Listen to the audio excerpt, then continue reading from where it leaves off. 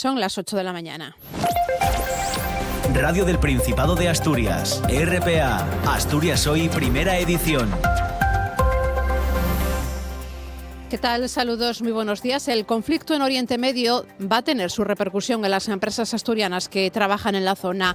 Una incidencia en la actividad económica que se sigue con preocupación desde aquí, desde Asturias. El gobierno regional, dice el portavoz Guillermo Peláez, está monitorizando todo lo que allí está pasando para que tenga el menor impacto posible sobre nuestra economía. Estábamos diciendo que se estaba cerrando el paso en el mar por parte de las autoridades iraníes, que eso va a tener un impacto en la cadena de suministros, y hay empresas asturianas que operan en la región. Y en ese sentido, desde el Gobierno del Principado estamos monitorizando la situación para que tenga el menor impacto posible sobre la economía asturiana. Mientras tanto, al aeropuerto de Barajas, en Madrid, están llegando los españoles evacuados desde la zona. Entre ellos, una asturiana, Marta Bango, que ha querido trasladar un mensaje de tranquilidad. Hay que mandar un mensaje de calma, o sea, no está tan mal, no hay que alarmar, nadie está bombardeando, lo que están haciendo es ir a por objetivos americanos, no van a atacar a Emiratos Árabes como tal. Nos hemos sentido seguros en todo momento, allí la vida sigue. Ayer el presidente de Estados Unidos, Donald Trump, amenazó a España con cortar todo el comercio con nuestro país tras la negativa del gobierno de España a dejar de usar las bases de Rota y Morón por parte de Estados Unidos. Hoy, en apenas una hora, el presidente del gobierno, Pedro Sánchez, va a comparecer, lo va a hacer en el Palacio de la Moncloa, para responder a Donald Trump. Será una vez que finalice este informativo a las 9 en punto de la mañana. Hasta entonces, Javier Palomo nos va a acompañar en la parte técnica, Paula Rodríguez y Elia Rivero en la redacción y la locución y Ángeles García al micrófono. Hoy es miércoles, es 4 de marzo. Vamos con otros asuntos en titulares. Asturias Hoy. 9 días de huelga en la industria auxiliar asturiana. Comisiones Obreras y UGT han convocado los martes, miércoles y jueves de las 3 próximas semanas de marzo como consecuencia, dicen, del inmovilismo de la patronal Femetal y en defensa de un convenio justo después de 15 meses de negociaciones. José Ramón Calleja, responsable de auxiliares de UGT FICA. Llevamos 15 meses y los trabajadores del sector del montaje y empresas auxiliares siguen sin convenio. Desde el primer momento, desde la parte social, hemos puesto encima de la mesa propuestas realistas y justas y no hemos obtenido una respuesta positiva y en muchas ni siquiera una respuesta por parte de la patronal. Patronal que responde que no es el momento. Sí, Femetal no entiende ni el momento ni las razones que justifican la convocatoria de una huelga de estas características, especialmente en un momento de conflictos que generan incertidumbre adicional en un entorno ya marcado por la inestabilidad geopolítica internacional y la volatilidad de los mercados. Balance positivo de la campaña La compra de tu vida. Se llevó a cabo entre el 6 y el 15 de febrero en varios comercios del Principado por parte de la Asociación Española contra el Cáncer en Asturias. Se logró recaudar un 18% más que en el año 2025, que el año pasado. Aportación que servirá, según la presidenta de la entidad, Yolanda Calero, para cubrir gastos de 2 proyectos que investigan radicados aquí en Asturias. Son 2 proyectos que van a haber cubierta el 100% de su coste. Uno es sobre tumores en fosas nasales y el segundo es sobre cáncer de endometrio.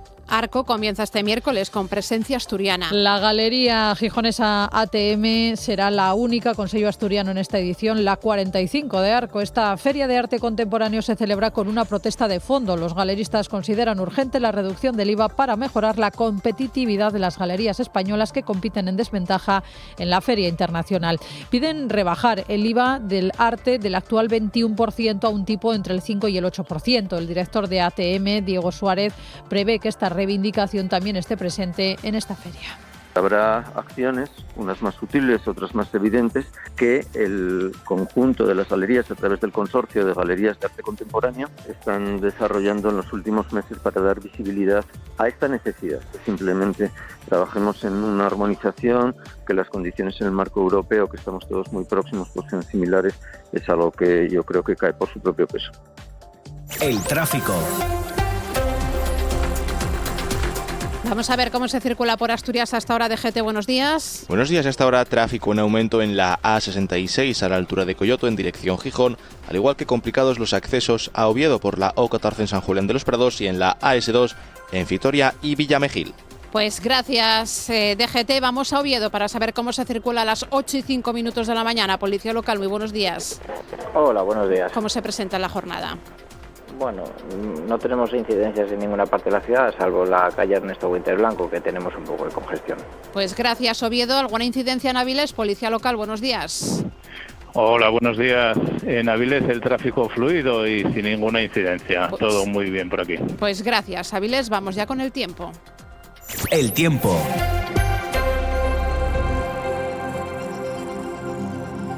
Previsión de esta jornada de miércoles con David Arango. ¿Qué tal? Muy buenos días. Hola Ángeles, muy buenos días. Hoy tenemos por delante una nueva jornada de ambiente primaveral, pero la de hoy es la última. Un día muy parecido al de ayer, sin grandes cambios en las temperaturas, con algunas nubes altas y otra vez con calima, con esa turbiedad en el cielo, fruto de la llegada de partículas sólidas en suspensión, llegadas directamente desde el norte del continente africano. Mañana cambia el tiempo, llega la lluvia, se desploman las temperaturas, veremos también nevar desde el mediodía del jueves y hasta el mediodía del viernes, los momentos de precipitación más fuerte de esta semana. Asturias al día. 8:06 de la mañana, a las 9 en punto, comienza ese programa Asturias al Día que dirige Nacio Varillas. Buenos días, contanos qué vais a tratar en el programa. ¿Qué tal? Buenos días, Ángeles, Paula, compañeras de Asturias Hoy, primera edición. La Pola Siero acoge la semana que viene la edición número 25 de Europel. Es un concurso internacional de análisis sensorial de productos lácteos. Europel es una asociación profesional que tiene el objetivo de mejorar la enseñanza y la formación profesional en el ámbito de las ciencias y las industrias lácteas de la Unión Europea. Una idea que nos lanza el coordinador del programa Asturias for STEAM, que está ubicado en Valnalón, Iván Diego Rodríguez, que va a estar con nosotros, con Marta Roldán, la vicepresidenta de esa asociación Europel, también profesora en el Instituto Escultor Juan de Villanueva de La Pola, María Eres, coordinadora del panel de catadores de CAPSA, Luis Noriega, responsable de la planta piloto del Instituto de Productos Lácteos de Asturias, y Alejandro Casielles, que es gerente de la quesería Alejandro Casielles 1913.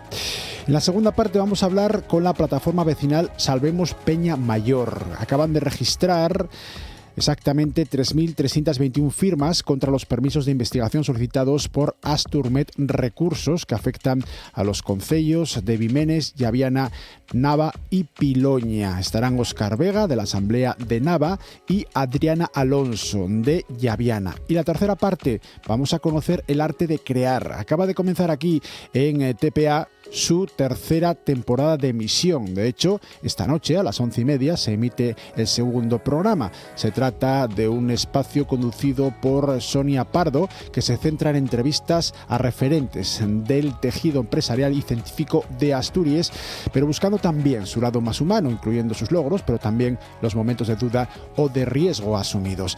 Sonia Pardo estará con nosotros, también Javier García Álvarez, socio de El Arte de Crear. Ángeles. Pues como siempre a partir de las 9, gracias, Nacio. Muchas gracias. Están escuchando Asturias Hoy, primera edición. 8:08. En menos de una hora, a las 9 en punto de la mañana, está previsto que comparezca el presidente del Gobierno, Pedro Sánchez, en el Palacio de la Moncloa. Lo va a hacer ante la situación en Oriente Medio y después de las amenazas de Donald Trump a España ante los ataques de Estados Unidos, Israel a Irán.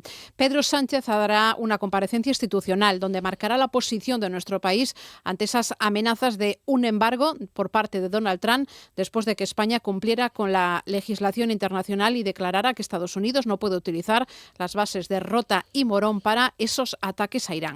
El presidente de Estados Unidos ha calificado a nuestro país como un aliado terrible y por eso amenaza con romper relaciones comerciales con España. Donald Trump ha criticado que el Ejecutivo español negase el uso de las bases de Rota y Morón al ejército de Estados Unidos en su defensa contra Irán, en su ofensiva contra Irán, y aunque también ha dicho que no las necesita. Trump también ha recordado que España no cumple con el gasto del 5% en defensa, tal y como él mismo exigió a principios de su mandato a todos los países de la Unión Europea. España no tiene absolutamente nada que necesitemos salvo gente estupenda. Tienen gente estupenda, pero no tienen un gran liderazgo. Y como saben, fueron el único país de la OTAN que no aceptó subir al 5%. No creo que aceptaran subir a nada. Querían mantenerlo en el 2% y no pagan el 2%. Así que vamos a cortar todo el comercio con España. No queremos tener nada que ver con España. Son palabras de Trump en la Casa Blanca junto al canciller alemán Friedrich Merz, el cual afirmó ante el mandatario estadounidense estadounidense que tratará de convencer a España para que aumente el gasto militar. Por su parte, el Gobierno de España ha respondido que España cumple sus compromisos con la OTAN y con la defensa europea. El Gobierno de Pedro Sánchez ha recalcado que si la administración norteamericana quiere revisar la relación de Estados Unidos con España, deberá hacerlo respetando la autonomía de las empresas privadas, la legalidad internacional y los acuerdos bilaterales entre la Unión Europea y Estados Unidos. En la misma línea que España se ha posicionado en las últimas horas Francia, también la Unión Europea ha respaldado a España en su decisión de abogar por la paz ante la escalada del conflicto en Oriente Próximo y ha recordado que siempre garantizará la plena protección de los intereses de los 27. También Reino Unido, por cierto, ha recibido duras críticas de Trump por no apoyar los ataques contra Irán. Desde aquí, desde Asturias, el Gobierno del Principado dice que está monitorizando la situación que se ha generado por el conflicto en Oriente Próximo y lo hace para que tenga el menor impacto posible sobre la economía asturiana. El portavoz del Ejecutivo señala que el Gobierno sigue con muchísima preocupación el ataque de Estados Unidos e Israel sobre Irán y ha vuelto a realizar una llamada a la desescalada de la tensión que se vive en Oriente Próximo. Guillermo Peláez ha recordado además que hay empresas asturianas que se ven afectadas por el cierre del estrecho de Ormuz. Es muy difícil apoyar un ataque de estas características sin que ello signifique nuestro rechazo al régimen ayatolá. Dicho esto, seguimos con preocupación la situación porque efectivamente puede tener una incidencia en la actividad económica. Estábamos diciendo que se estaba cerrando el paso en el mar por parte de las autoridades iraníes, que eso va a tener un impacto en la cadena de suministros y hay empresas asturianas que operan en la región. Y en ese sentido, desde el Gobierno del Principado estamos monitorizando la situación para que tenga el menor impacto posible sobre la economía asturiana. Los empresarios asturianos muestran también su preocupación por esas amenazas de Trump de un embargo a España. La presidenta asturiana de la Federación Asturiana de Empresarios, de la FADE, María Calvo, asegura que las decisiones del Gobierno de España generan una incertidumbre que afecta de forma directa a las empresas asturianas y pide que la acción política se guíe por la prudencia y la defensa de los intereses económicos nacionales. Habla de decisiones políticas poco ponderadas y recuerda la gran dependencia energética que tiene España de Estados Unidos. Por otra parte, hay que puntualizar que las exportaciones asturianas en Estados Unidos tienen muy poco peso. Mientras el conflicto en Oriente Próximo se recrudece, están llegando a España los primeros evacuados de la zona. Los Emiratos Árabes han ido recuperando vuelos a medida que se abre su espacio aéreo. En Barajas ha aterrizado un avión con 175 españoles procedentes de Abu Dhabi. Entre los pasajeros que ya están en España se encuentra una asturiana residente en el país, en Emiratí, en Abu Dhabi, es Marta Bango. Hay que mandar un mensaje de calma, no está tan mal, no hay que alarmar, nadie está bombardeando, lo que están haciendo es ir a por objetivos americanos, no van a atacar a Emiratos Árabes como tal, y de verdad yo estoy muy agradecida a Air Europa, a Etihad y sobre todo a Emiratos Árabes por la protección que nos han dado, nos hemos sentido seguros en todo momento, allí la vida sigue, ayer estaba el jeque en Dubai Mall hablando con la gente, dando tranquilidad y desde aquí mandar un mensaje de tranquilidad a las familias que estamos bien, de verdad. Yo trabajaba en Dubái y hoy me he cogido un taxi a primera hora y he ido a Abu Dhabi corriendo porque sabía que había este vuelo, he podido meterme ahí.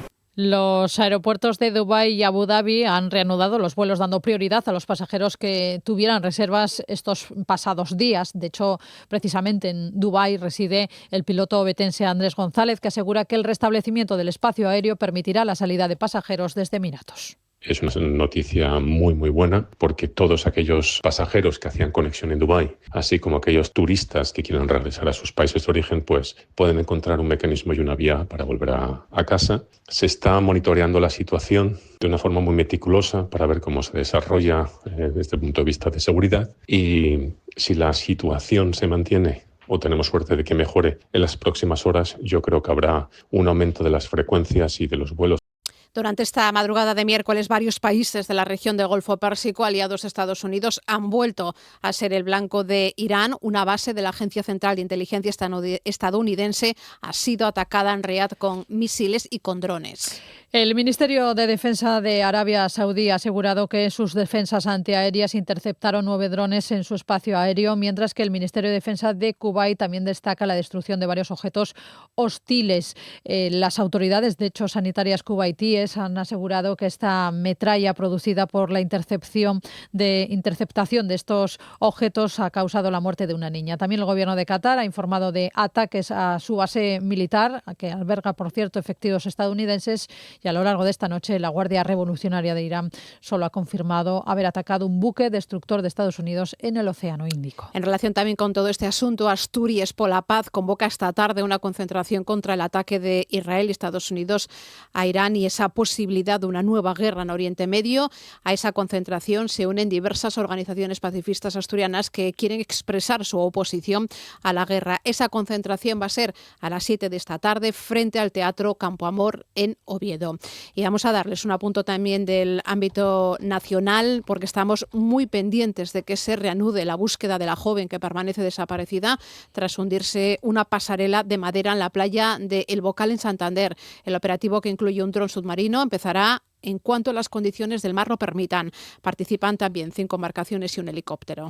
La ciudad ha decretado 3 días de luto mientras se investigan las causas. El accidente se produjo ayer a las 4:30 de la tarde, cuando un grupo de 7 estudiantes de unos 20 años paseaban por la zona y la pasarela venció y cayeron al mar. Solo una de estas personas, pudo ser rescatada con vida.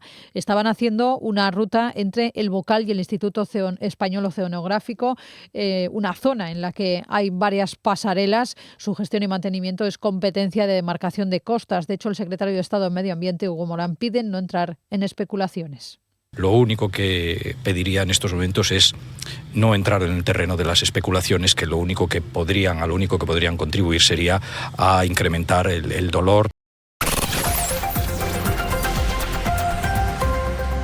Vamos con más asuntos. A las 8:16 de la mañana, huelgan las empresas auxiliares del metal ante la falta de acuerdo en la negociación del convenio colectivo. Son paros, 3 a la semana, que comienzan el próximo día 10 de marzo. Están llamados a la huelga en torno a 3.500 trabajadores. José Ramón Calleja, que es el responsable de auxiliares de UGT FICA, culpa a la patronal, a Femetal, de falta de voluntad para solucionar este conflicto. Lo cuenta todo Clelia Antuña. El calendario de paros se ha fijado para todos los martes, miércoles y jueves de este mes a partir del martes 10 de marzo. Los sindicatos, comisiones obreras y UGT responsabilizan a Femetal. Le reprochan su inmovilismo después de 15 meses de negociaciones desarrolladas, aseguran, con responsabilidad y voluntad de acuerdo por parte de los trabajadores. Los sindicatos culpan a la patronal de la falta de avances en cuestiones fundamentales como la reducción de la jornada, los días compensatorios y medidas que favorezcan la conciliación personal y familiar. Además, critican la falta de voluntad de Femetal de recuperar la cláusula de revisión salarial vinculada al IPC, a la que renunciaron durante la pandemia. Este es el principal escollo en la negociación. En época de pandemia, que fue cuando negociamos el anterior convenio, los trabajadores, entendiendo la situación que tenían y las empresas en ese momento y la situación que se estaba viviendo, hicieron una serie de concesiones que ahora parece que la patronal no quiere volver a recuperar. Nosotros lo que pedimos es unos incrementos salariales que sean justos y acordes a la buena situación que tiene el sector. Femetal subraya en un comunicado su voluntad de alcanzar acuerdos y afirma haber planteado, entre otras propuestas, aumentos salariales que garantizan y consolidan las subidas conforme al IPC. La falta de acuerdo obliga a trasladar la negociación al SASEC, al Servicio Asturiano de Resolución Extrajudicial de Conflictos. Todavía no hay fecha para la primera reunión. ArcelorMittal va a prescindir, lo va a hacer a finales de este año, de los servicios de Seresco e Icertis en Asturias. Lo confirma José Ramón Calleja, máximo responsable de la sección sindical de UGT en Beriña. La razón está en que la multinacional va a asumir parte de esas tareas y otra parte las va a trasladar a la India o a Polonia. Están desempeñando sobre todo trabajo de informática, como puede ser Seresco, como puede ser Icertis, a empresas a las que ya les han comunicado que tienen una fecha de caducidad de su contrato. Esa actividad, una parte la internalizamos y la va a realizar gente de Arcelor, y otra es de las actividades que ellos entienden que se pueden trasladar hacia la India o hacia Polonia. Por su parte, la sección sindical de comisiones obreras de ArcelorMittal en Asturias exige a la dirección de la siderúrgica en España que de manera inmediata convoque una reunión extraordinaria para abordar las consecuencias del proyecto Zenit, que incluye esa deslocalización de la gestión de algunos servicios. RPA, Asturias Hoy, primera edición. El director de Valgan de Pajares asegura que parte de las personas que denunció eran conscientes de las malas condiciones de la estación. En declaraciones a esta casa RPA, Javier Martínez asegura que tanto la consejera de Cultura y Deporte, Vanessa Gutiérrez, como la directora general de Deporte, Manuela Fernández, sabían que existían deficiencias en materia de seguridad. Ninguna se ha pronunciado sobre la denuncia presentada en Fiscalía por el director de Valgan de Pajares contra el Principado por inacción. Todo lo que es la denuncia, todos los informes, anexos y demás documentación que aporto, hay pruebas evidentes de que parte de las personas que yo denuncio asumían y tenían conocimiento de las deficiencias graves y así lo han dejado por escrito, aunque luego no han llegado a tener ninguna consecuencia. Con lo cual, pues una vez que lean, pues a lo mejor ya interpretan todo de otra manera. En la Junta General, bronca entre el Gobierno y la oposición a cuenta del presupuesto que se destina a igualdad y a la gestión de la ley de dependencia. La vicepresidenta Jimena Llamedo ha pedido a Vox que pare de difundir bulos sobre la violencia machista ante las acusaciones de la formación de que han convertido al feminismo en un negocio. Y el Partido Popular, por su parte, le ha pedido a la consejera de Derechos Sociales que dimita por la nefasta gestión de la dependencia. Lo cuenta Xana Iglesias. La portavoz de Vox, Carolina López, acusó al Gobierno de repartir año tras año subvenciones a las mismas organizaciones feministas y sindicatos, dicen, no por su labor ni por la vulnerabilidad de las mujeres, sino por su afinidad política. La vicepresidenta Jimena Llamedo les ha pedido que dejen de difundir bulos, ya que las mujeres no denuncian, dice, por temor a que se consideren denuncias falsas, y acusa a Vox de querer volver a la España en blanco y negro. Ustedes han utilizado la igualdad para blindar estructuras, repartir subvenciones, construir redes clientelares y provocar el odio al hombre. Han convertido el feminismo en una herramienta de poder, sin importarle las verdaderas necesidades de las mujeres. Lo que les animo es que dejen de sembrar odio, que dejen de sembrar miedo en las mujeres, que dejen de mentir y de mover bulos, que lo único que hacen es alimentar el machismo. Declaraciones de Jimena que no gustaron a la bancada de Vox, que recibió hasta 3 llamadas al orden por parte del presidente de la Junta. También hubo llamadas de atención al Partido Popular en un nuevo enfrentamiento entre la consejera de Derechos Sociales, Marta del Arco, y la diputada popular Beatriz Polledo a cuenta de la gestión de la dependencia. Es indecente la arrogancia con la que viene usted aquí, con la frivolidad que gestiona todo. Es indecente. Si le queda algo de dignidad, recoja sus miserias, recoja sus cosas de la vida y háganos un favor a todos. Váyase, señora consejera. Para sostener su argumento usted necesita retorcer y estrangular la realidad. La gente, señora Polledo, no necesita ruido, necesita resoluciones en 180 días y de eso va el plan Agiliza.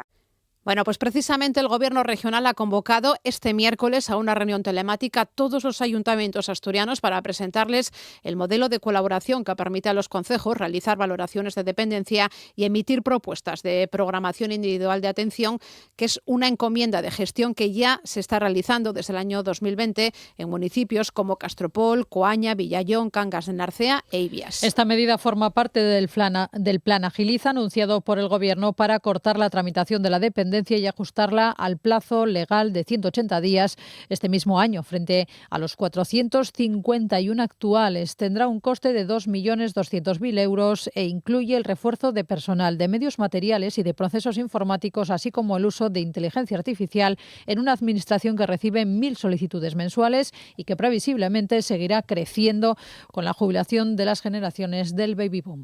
Se lo contábamos en titulares. La Asociación Española contra el Cáncer aquí en Asturias ha hecho un balance muy positivo de la campaña La compra de tu vida, desarrollada entre el 6 y el 15 de febrero en varios comercios del Principado. Han logrado recaudar un 18% más que en el 2025. Yolanda Calero, presidenta de la entidad en Asturias, agradece que campañas como esta ayuden a visibilizar su labor. Reconoce además que los establecimientos se han sentido muy cómodos participando y apostando por una causa tan importante como es la lucha contra el cáncer. Y también quiero decir que las personas de los supermercados que han estado implicadas en la campaña nos han comunicado su satisfacción de tener la oportunidad de colaborar a favor de nuestra causa. Es decir, se han sentido muy cómodos con nuestros voluntarios, se han sentido muy cómodos con el mensaje y se han sentido muy contentos de poder aportar personalmente su ayuda a la causa. Insiste en que la única forma de avanzar contra la enfermedad es aunar fuerzas para mejorar tanto en tratamientos como en investigación. De hecho, lo recaudado en esta campaña irá a parar a 2 proyectos de investigación radicados aquí en Asturias. Se quedará la recaudación aquí en Asturias. Son 2 proyectos que van a ver cubierta el 100% de su coste. Uno es sobre tumores en fosas nasales y el segundo es sobre cáncer de endometrio. Entonces, bueno, pues reconocer que es una satisfacción para mí poder comunicar esto, y también quiero recordar que apoyar a la Asociación Española contra el Cáncer es una inversión en salud. Asturias Hoy, primera edición. Noticias. 25 minutos pasan de las 8 de la mañana. En Oviedo, el Pleno Municipal ha rechazado prohibir el uso del burka y del niqab en dependencias del Ayuntamiento. En contra han votado todos los grupos menos Vox, impulsores de esta propuesta. En un principio, el PP había presentado una enmienda para poder debatirlo, pero finalmente sus ediles votaron en contra. Su portavoz, Mario Arias, niega que el uso del burka represente un problema en la ciudad. Desde el Partido Socialista, Jorge García Monsalve cree que hay instrumentos suficientes para identificar a cualquier persona que vaya tapada y critica el cambio de postura de los populares. En Izquierda Unida, convocatoria por Oviedo, Alejandro Suárez tacha la propuesta de Vox de xenófoba e islamofoba. Vamos a votar en contra de esta moción, aún a pesar de contar con una enmienda planteada por este grupo de manera errónea.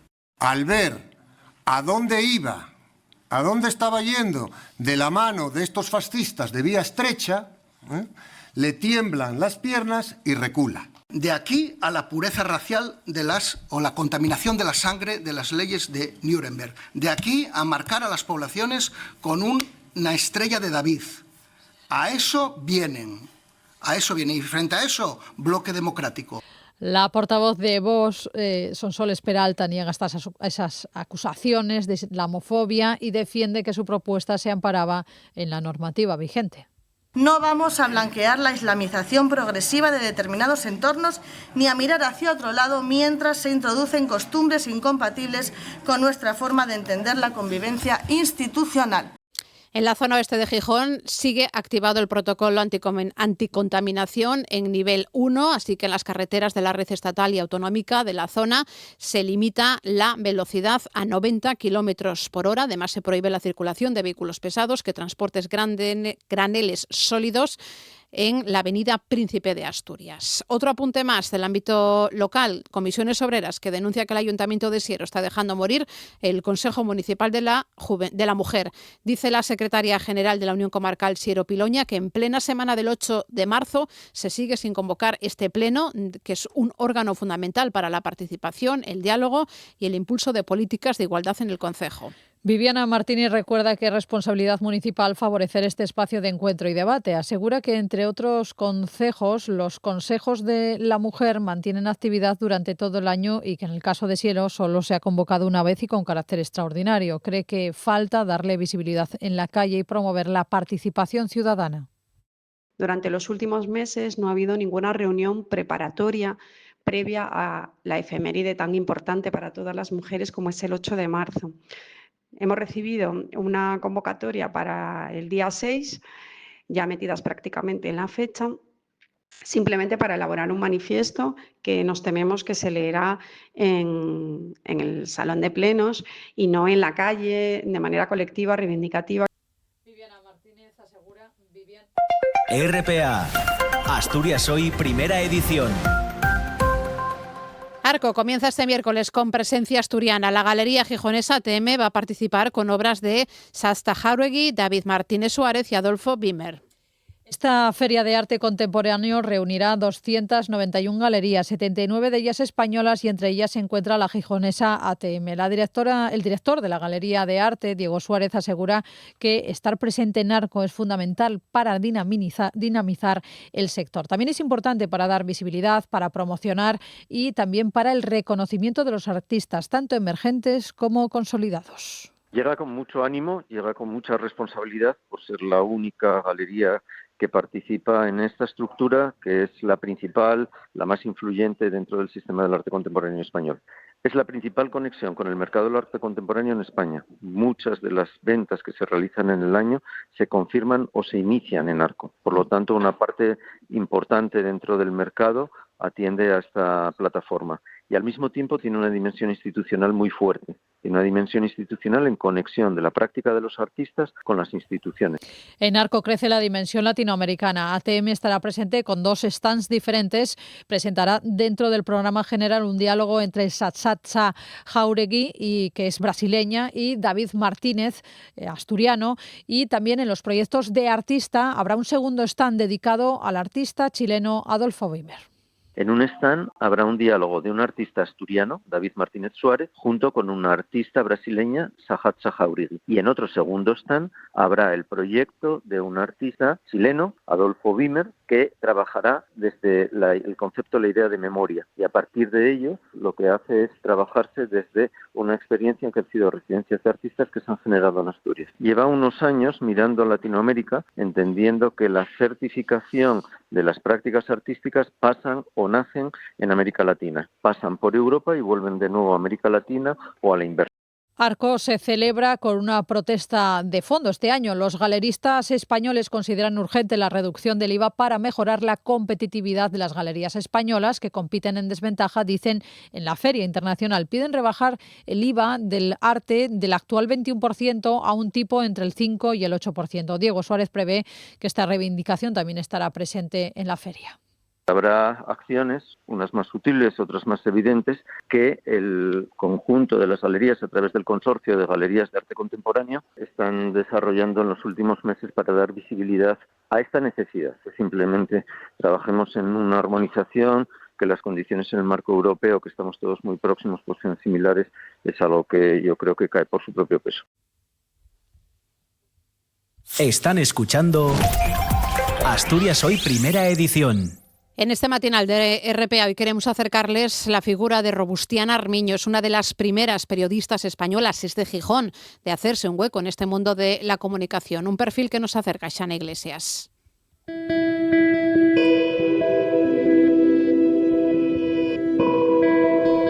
Robustiana Armiño está considerada como una de las primeras periodistas españolas que consiguieran hacerse un hueco y publicar en cabeceras como en Lalón, Revista de Asturias de Oviedo o en los periódicos pacenses El Guadiana y El Pensamiento. También escritora y poetisa, Armiño nace en Gijón el 20 de agosto de 1821 en el seno de una familia acomodada. Hija de un farmacéutico de renombre, destacará desde edades muy tempranas por su capacidad autodidacta, sobre todo en la escritura y el dominio de los idiomas. Será durante su formación en la Academia Artística y Literaria de Gijón, fundada en 1842 por el estudiante de Derecho Plácido Jove y Evia, donde se va a instruir según los principios del romanticismo y donde va a conocer a la joven poetisa liberal Eulalia de Llanos y a Carolina Coronado, quien años más tarde prologará su primer tomo de poesía. La periodista de televisión española Carolina Pechar Román, que dirige el programa Objetivo Igualdad, es la autora del libro Las primeras periodistas. Nos descubre autoras tan olvidadas como Robustiana Armiño. La voz de las mujeres no se escuchaba en el espacio público, ni se escuchaba ni se leía. Entonces, estas periodistas empezaron a posicionarse, empezaron a aparecer, empezaron a afirmar. Primero hablaban, por supuesto, de temas considerados femeninos, ¿no?, que era lo que se les permitía, pero poco a poco fueron introduciendo las cuestiones que les preocupaban, fueron introduciendo reivindicaciones de educación para las mujeres. Robustiana Armiño fue también una literata precoz que dio a conocer sus poemas en distintas publicaciones casi diarias, con gran éxito por parte de sus seguidores en aquellos momentos. Decían de su literatura que estaba ávida de contenidos imaginativos y exóticos. Conseguirá hacerse un hueco muy prestigioso entre la prensa, formará parte de antologías y colecciones recopilatorias de obras suyas junto con otras escritoras coetáneas. Gracias a que ellas fueron hablando de estas cosas, lo que se llamó la cuestión de la mujer fue un elemento, un tema de actualidad, un tema que se discutía, un tema que había que resolver a finales del siglo XIX y ya en el siglo XX. Ellas fueron las que permitieron que fuera imprescindible dar respuesta a las reivindicaciones de las mujeres, las que no se callaron y las que exigían esos cambios legislativos y esos cambios en la sociedad que les permitieran la igualdad de oportunidades y ser más libres. Animada por la fama de su éxito literario, Armiño fundará la revista La Familia y una de cuyas suscriptoras llegará a ser la propia reina Isabel II. En lo político defenderá la ideología carlista hasta su muerte el 17 de junio de 1890. Se librará así de muchos de los insultos que solo por el hecho de escribir en prensa sí sufrirán muchas de sus compañeras. Un ejemplo lo encontramos en lo que apareció publicado en el Periódico de Cataluña en 1911. Un señor llamaba Rosario de Acuña después de que este intelectual publicara un artículo sobre la agresión de varios estudiantes a una mujer, la llamó proxeneta roja, engendro sáfico, histérica, cretina y degenerada. Eran muy pocas, en comparación con lo que podemos considerar profesión hoy en día, eran muy pocas y además estaban en lugares geográficos muy lejanos. Pensemos que en aquella época pues todavía no había teléfono, o sea, se comunicaban por cartas y se daban ánimos. Pensemos que recibían muchos ataques simplemente por publicar en prensa. La llamaban maraisabidillas, bachilleras, les decían que se fueran a su casa, que nadie se iba a casar con ellas, que, en fin, las llamaban de todo. Todas ellas no habrían dudado en salir este 8 de marzo a reivindicar la igualdad real entre hombres y mujeres.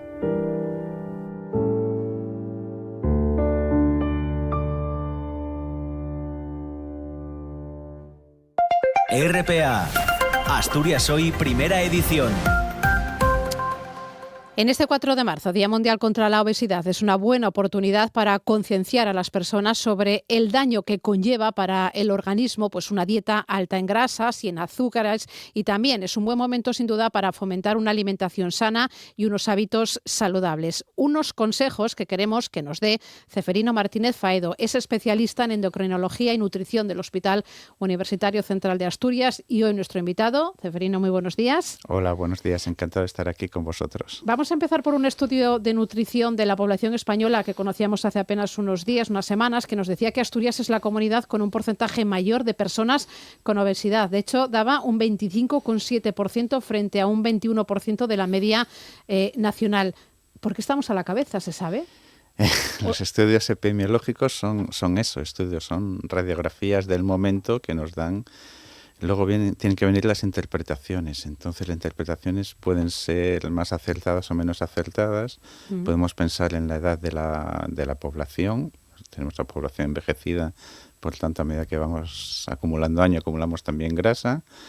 Pueden ser hábitos alimentarios, temas culturales, económicos, sociales. La obesidad no tiene un único factor, tiene multitud de factores. Entonces, hay que investigar el porqué y porque nos interesa mucho para tratar de actuar luego sobre las causas. Pero bueno, estudios epidemiológicos nos dan una radiografía, luego interpretarlo es difícil. Es difícil, que interpretan los endocrinos y todo un equipo de profesionales multidisciplinar que está detrás, ¿no? Interpretar, este es un problema que nos desborda a los endocrinos, desborda incluso al sistema sanitario, es un tema de salud pública.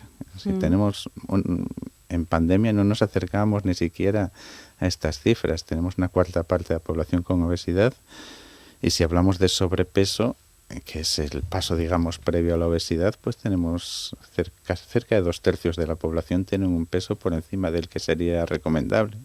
Sí. Entonces, es un tema de salud pública, es un tema que no bastan las políticas sanitarias. Cuando la obesidad está establecida, nosotros tratamos, intervenimos, apoyamos a los pacientes con las herramientas que tenemos, pero es difícil romper el círculo de la obesidad y prevenir es un tema importantísimo, pero que para una población entera se nos escapa al ámbito sanitario. ¿Y cómo actuar entonces? Porque... Claro, yo soy un endocrino, yo veo pacientes de uno en uno y puedo venir aquí. Yo creo que este tipo de medidas son buenas, estar aquí, hablar, dar consejos a la población, todo lo que sea campaña de concienciación es buena, pero ya a nivel de políticas educativas, a nivel de políticas de comunicación, de fomentar hábitos saludables, sobre todo desde el colegio, porque si hay esperanza es con los niños, que tampoco va bien la cosa, pero quien tiene esperanza de crear un hábito alimentario, un hábito de vida saludable es el niño. La persona adulta con obesidad ya tiene un problema grande y soltarse los kilos es muy difícil. Es difícil, sí, sin duda, porque hay que hablar entre obesidad, sobrepeso y también esa persona, ¿no?, que tenga unos kilos de más. Ahí hay ciertas diferencias, ¿no? Nosotros siempre es un tema de salud. Yo siempre que me siento en la consulta delante de un paciente, y sobre todo por no decir los pacientes que tienen trastornos de la conducta alimentaria, siempre hay que centrar el tema. No es un tema estético, es un tema de salud. Y cuando los kilos se van muy arriba, y sobre todo, más que los kilos, la grasa se distribuye mal, está en zonas donde no debe estar, está funcionando de una manera muy alterada, da problemas de salud. Entonces tenemos que hablar de que es una enfermedad. La obesidad es una enfermedad. Y unos kilos de más, eso ya es una cuestión estética que además cada persona tiene su visión estética. Yo como médico no puedo entrar en esa visión estética. Tengo que sentarme delante de la persona y decir qué estado de salud tienes y cómo te puedo ayudar, qué cosas te puedo ofrecer, que es difícil, realmente es muy difícil. Es muy frustrante para la persona con obesidad pelear con esto todos los días. Sí, esa empatía que habría que tener con esa persona, usted la tiene porque es profesional, pero igual el resto de la sociedad no la tenemos. Hay una especie, están a la voz del día, de gordofobia, porque además los pacientes con obesidad se quejan, y a veces con razón, de que cada consulta que van dicen, esto es por la obesidad, adelgaza y se te curará. Yeah. Me duele la cadera, adelgaza y se te curará. Me duele la cabeza, adelgaza y se te curará. Entonces ellos van por el dolor de cabeza y les dicen que todo es por la obesidad, y la obesidad llevan años peleando con ella y les cuesta, y sienten que todo es la obesidad y que además delegamos la responsabilidad en ellos, ¿no? Decir, adelgaza, que es cosa tuya, tienes que adelgazar, es tu problema, que no comas tanto, que al fin y al cabo no sé qué, y es un poco así. Hay que tener empatía porque las personas que nunca tuvieron kilos de más lo ven muy fácil, que coman menos y se deje de tonterías, que es eso de tratamientos para la obesidad, que coma menos, que haga una vida sana y todo perfecto. Pero una persona que ha adquirido muchos kilos, y a veces son muchos, es realmente muy difícil soltarlos, muy difícil. Y es los que llevamos, yo llevo más de 30 años tratando personas con obesidad y es realmente muy difícil. Entonces no podemos venderle remedios milagrosos, mágicos, que no existen. Esas famosas dietas milagro, ¿no?, que tanto se habla y que tan perjudiciales pueden llegar a ser. Sí, son... Porque tenemos que hablar de constancia, siempre constancia, hábitos. La palabra dieta es una palabra muy válida.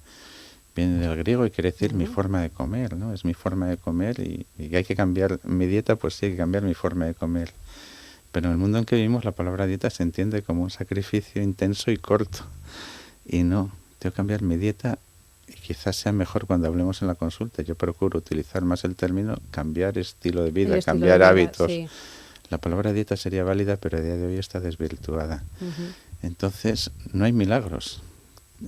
Con el estilo de vida que tengo este peso. Tengo que cambiar radicalmente mi estilo de vida, pero no para un mes, 2, 5, es un tiempo para largo, siempre. ¿no? Y si bajo 5 kilos, 5, y si bajo 10, pero mantener ese estilo de vida durante años,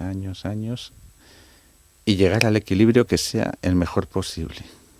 A veces pretender que alguien tiene una obesidad extrema llegue a tener un cuerpo, crear expectativas que no sean realistas, tampoco es bueno. Cualquier bajada de peso que supere un 5, un 10%, cuanto más te acerques al peso ese teórico ideal saludable, mejor.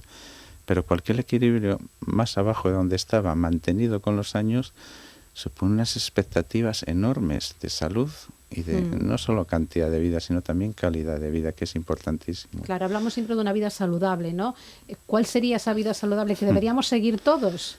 Pues así en términos muy generales, no adquirir hábitos tóxicos, no fumar, no consumir alcohol, y si lo consumimos que sea muy esporádicamente y cantidades pequeñas, evitar alimentos ultraprocesados, comer más alimentos frescos, sobre todo frutas, verduras, vegetales frescos, más pescado que carne, evitar la grasa saturada, alimentos que todos en nuestro diario ya tenemos que no son saludables, sabemos, la cuestión es aplicarlo, pero que hasta qué punto somos capaces de resistirnos, ya no voy a decir sistemáticamente y nunca jamás, pero sí reducir y arrinconarlos para que realmente la alimentación saludable sea lo que predomine en mi vida. Y deporte también es bueno, pero hasta cierto controlado, entiendo, ¿no? El deporte es bueno. El deporte es un pilar básico no solo del tratamiento de la obesidad, sino de la salud de las personas. Entonces, fomentar el uso del deporte es algo buenísimo. Pero también hay que integrarlo en la vida. No vale llegar al gimnasio, machacarte un mes, lesionarte y dejarlo otra vez durante años. Cualquier tipo de actividad física es buena. Cuanto más intensa es mejor. Pero nosotros tenemos en la consulta personas de 20 años saludables que le podemos recomendar que haga deporte de una manera intensa y frecuente, y personas que vienen con mucha edad, con muchos problemas físicos, con que se movilicen un poco, vale. En términos ideales deberíamos combinar el ejercicio aeróbico, que es el que toda la vida consideramos bueno, ideal, saludable, que es caminar, nadar, andar en bicicleta, mejora el tono cardiovascular, aumenta el consumo de energía, pero debemos combinar también el ejercicio de fuerza contra resistencia. Y ahí ganamos masa muscular, y ganar masa muscular es básico. Y a medida que se acercan las etapas finales de la vida, cuanto mayores somos, más tendencia tenemos a perder masa muscular y más importante se hace el ejercicio de fuerza, que cuesta mucho más inculcar que el ejercicio aeróbico, que nos cuesta a todos, a mí el primero, pero que realmente es muy importante y sobre todo a medida que tenemos cierta edad se convierte mucho más importante. Y no hace falta hacer grandes cosas, pero sí ejercicio contra la resistencia para ganar músculo. A lo largo de estos minutos, sobre todo, me he quedado con la idea de que es a lo largo de todo un tiempo muy largo y de toda la vida hacer siempre. Lo que decíamos antes de esas dietas milagros de adelgazar rápidamente, ¿no? Un mes y ya, adelgazo X o no. Es que...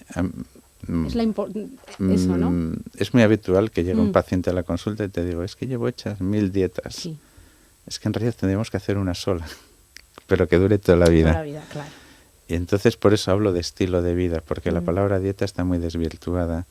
Entonces tenemos que crear el estilo de vida más favorable posible, mantenerlo a lo largo de los años y llegar al equilibrio mejor posible. Que sí es un peso ideal, pero que si yo he bajado un 10% de peso y pasan los años y no recupero, no tengo que tener la sensación de que estoy fracasando, porque eso implica que mi vida va a ser, bueno, estadísticamente, pero que me pueda atropellar un coche mañana, pero estadísticamente tengo unas expectativas de más cantidad y sobre todo más calidad, solo con un 10%. Claro.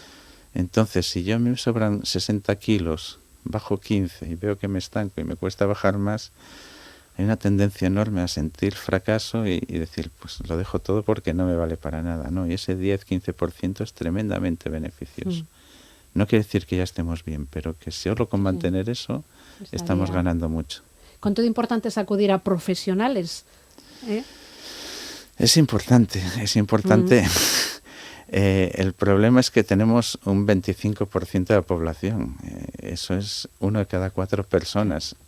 Si eso, la población, no estamos hablando de gente enferma, estamos hablando de población. Si hablamos de gente enferma, la cifra aumenta.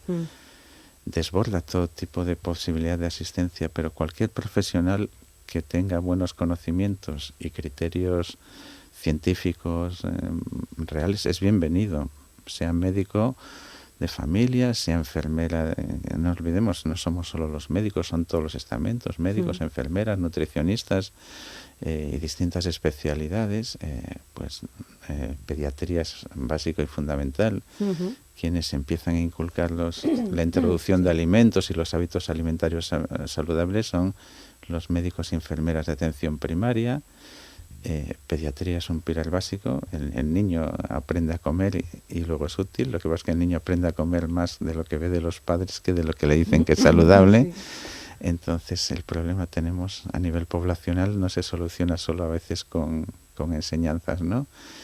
Tenemos los endocrinos que somos, lógicamente, lo llevamos en el ADN de nuestra formación, medicina interna, cualquier otra especialidad que toque tangencialmente, salud mental, porque el problema de la obesidad va muchas veces ligado a problemas de salud mental. Hay formas de comer obsesivas, compulsivas, que no se pueden romper de cualquier manera. El paciente sabe perfectamente lo que tiene que hacer, pero una y otra vez acude compulsivamente a la comida. Entonces el apoyo de salud mental puede venirnos muy bien. y cualquier especialista que toque cualquier complicación de la obesidad, pues el neumólogo que trata la apnea del sueño, el traumatólogo que trata la artrosis. Sí, porque es una enfermedad que lleva aparejada, o sea, que salen muchas más. Hablamos también de la diabetes, hablamos de todas esas enfermedades, ¿no?, que puede traer la obesidad a las personas. Se dice 200 y me parece poco. No hay prácticamente órgano ni sistema que no se vea afectado directa o indirectamente por la obesidad. Las articulaciones se desgastan mucho más. Si yo soporto un peso 50 kilos por encima del que tengo ahora, el peso recae sobre las articulaciones de carga y se desgastan. La artrosis de cadera, de rodilla, trastornos metabólicos, la diabetes, la hipertensión, los problemas cardiovasculares, distintos tipos de tumores, reflujo, hígado graso. La lista es enorme e interminable. Factores psicológicos, porque unos predisponen a la obesidad y otros a su vez, pues viendo en el estado no solo estético en el que me encuentro, sino las limitaciones físicas, pues hay mucha depresión, mucho problema, mucha comorbilidad psiquiátrica. Y entonces también abordar a alguien que no tiene un buen estado de ánimo es alguien que no se puede cuidar todo lo bien que debería. Claro, no come bien y sí, ahí porque está el problema. Si cursa, por ejemplo, un proceso depresivo por en medio, esa persona pues se abandona. Y si se abandona, pues entonces también se abandona con la comida. Y tratar la depresión pues puede ser una mejoría también en todos los aspectos, nutricionales y de todo tipo. Hablamos también de la anorexia, ¿no?, de la bulimia, de todos esos trastornos alimenticios. Hay distintas... o sea, nosotros estamos hablando de la obesidad, que no es propiamente un trastorno de la conducta alimentaria. La anorexia es otro extremo, es otra cosa. La gente que deja de comer es un trastorno psiquiátrico. Eso lo tratan también en la consulta, ¿no? Nosotros lo tratamos, pero tratamos la vertiente física. Sí. Las repercusiones somáticas, las repercusiones que tiene en el cuerpo, esa conducta tan desviada de la forma de alimentarse, esa desnutrición, podemos decir.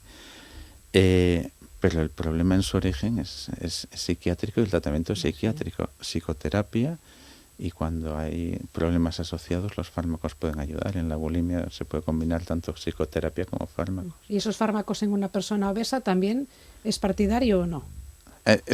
Son dos temas distintos, ¿no? Porque uno es un tema para tratar un problema psiquiátrico y otra cosa es los fármacos para tratar la obesidad, que son el boom de nuestros días. Y son fármacos realmente útiles. Pero bien aplicados, ¿eh? Exactamente, claro. Bien aplicados y a personas que lo necesitan, que a veces el que menos lo necesita es el que más lo puede pagar y por un tema estético se lo está aplicando. Y la persona que tiene un nivel económico muy bajito, que veías que el fármaco es muy ideal, no se lo puede costear, porque son fármacos que no costea el Sistema Nacional de Salud y que el paciente tiene que pagar de su bolsillo. Y con el inconveniente de que son muy buenos en el sentido de que consiguen buenas reducciones de peso y no solo eso, sino que mejoran o gran parte de las comorbilidades de la obesidad, previenen o mejoran la diabetes, mejoran el perfil cardiovascular, mejoran a nivel respiratorio, mejoran a nivel articular, tienen unos beneficios que cada vez se van viendo en más planos, pero tienen... es que últimamente estas palabras las repito constantemente en la consulta porque es lo que tengo que decir, no puedo crear falsas expectativas, son caros y crónicos, los tiene que costear el paciente. Bueno, que sí. y no me están curando, me están ayudando, y en el momento en que los abandono tengo que saber que la tendencia natural es volver a ganar peso. Entonces se convierte en un tratamiento crónico. Y ahí tampoco nunca hablé tanto de dinero con mis pacientes como lo estoy haciendo en estos años, pero es indispensable, realidad, ¿no? Claro. Porque nos vemos en unas cifras y en unas personas que a veces con unos recursos muy limitados, y luego sí te puede sorprender que personas con recursos muy limitados quieren el fármaco y se lo llevan para casa, y personas que a lo mejor sí se lo pueden costear más deciden que no.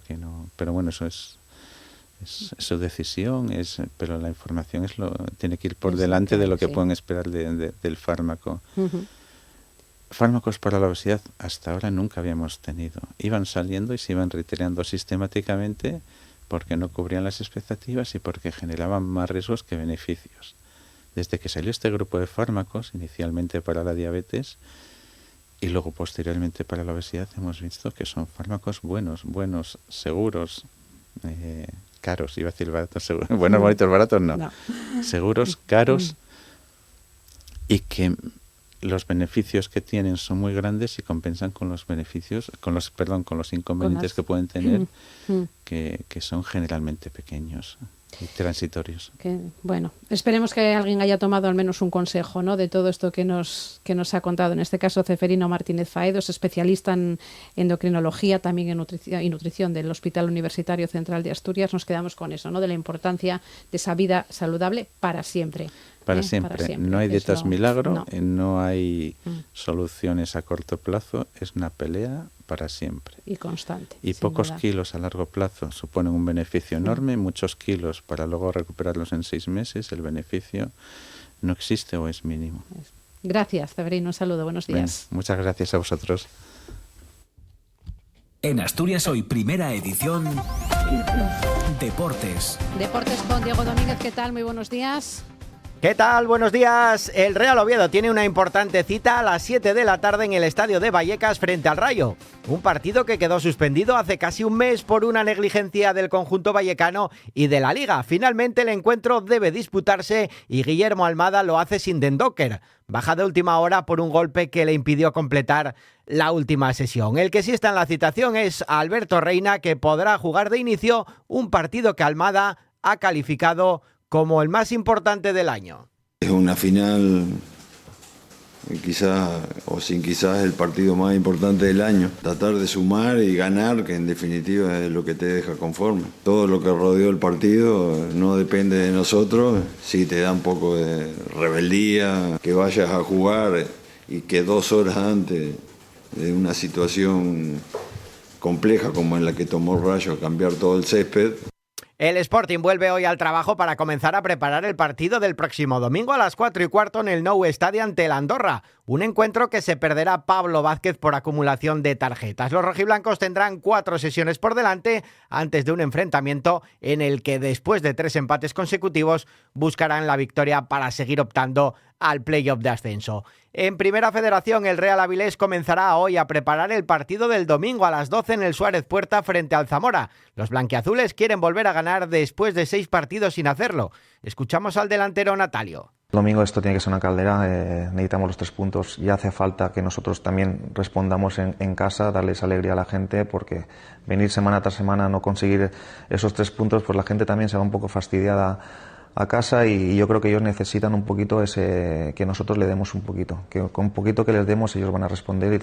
El equipo avilesino afronta esta cita con 5 bajas en sus filas. La noticia positiva es que Isi Ross, Campabadal y Kevin Bautista podrán estar a disposición. En motor, el praviano José Antonio Suárez presentó ayer en Madrid su programa deportivo para 2026. El vigente supercampeón de España de rallies arranca a finales del mes de este presente mes en el Rally de la Nuncia la defensa del título. El cohete mostró los nuevos colores de su Skoda Fabia con el que intentará revalidar la corona junto a Alberto Iglesias Pin. Bueno, un 2026 ilusionante, un año más con Skoda, con Recalvi, con Michelin, y el objetivo es un año más hacernos con la corona del Super C, revalidarla. Y bueno, con muchas ganas, con calma y deseando estar en la línea de salida ya del primer tramo de la Nucía. Y en baloncesto, la obetense Iyana Martín ha sido citada por la selección española para el premundial de Puerto Rico, que se celebrará entre el 11 y el 17 de marzo. Asturias Hoy, en clave económica. Con José Antonio Antuña, director de Renta 4 Gijón. ¿Qué tal? Muy buenos días. ¿Qué tal, Ángeles? Buenos días. Entiendo que la incertidumbre sigue, ¿no?, en los mercados.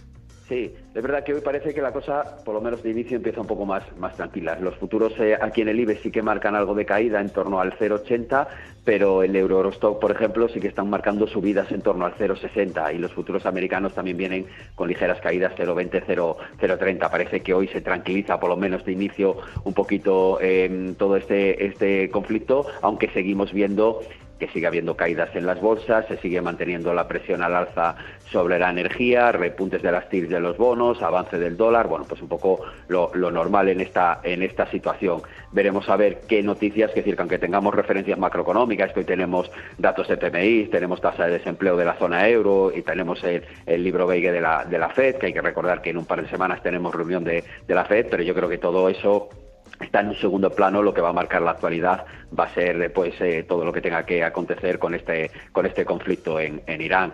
Y más concretamente pues en España, lo veníais anunciando, que ahora a las 9 pues tenemos esa comparecencia extraordinaria del presidente del gobierno, pues bueno, la atención puesta en esa amenaza de embargo comercial de España por parte de Estados Unidos, a ver pues si se queda en esta amenaza simplemente o eso puede llegar a más, porque evidentemente es un país del que traemos una gran parte de gas, y también es un país, el país más importante fuera de la Unión Europea al que exportamos, ¿no? Con lo cual es una relación comercial muy importante, con lo cual muy el foco puesto también en eso para nuestras empresas.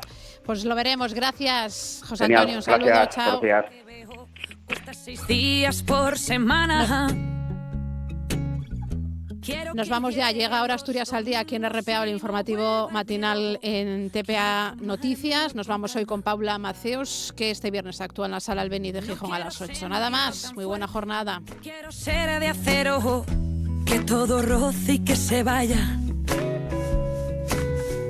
A veces quiero que todo ya me importe un bledo. No pensar.